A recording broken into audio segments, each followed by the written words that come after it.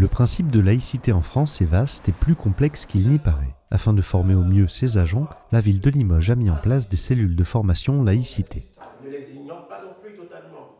On est sur la thématique laïcité et devoir de neutralité des agents. Donc qu'est-ce que la cellule laïcité? C'est un groupe de travail qui vise à la fois à accompagner les agents dans la compréhension de ce que c'est que le principe de laïcité et le devoir de neutralité qui en découle, mais également qui porte l'ambition aussi de pouvoir réaffirmer le principe de laïcité dès lors que celui-ci est questionné ou bousculé, notamment à l'initiative de concitoyens qu'on pourrait accueillir dans le cadre des services qu'on leur propose. Et une troisième ambition, c'est de pouvoir aussi garantir l'égalité de traitement de l'ensemble des usagers que nous accueillons dans le cadre des services que nous leur proposons. Pour moi, c'était déjà un peu flou et je pense que le tour de table qu'on a fait au tout début de la formation, c'était un peu comme ça pour tout le monde.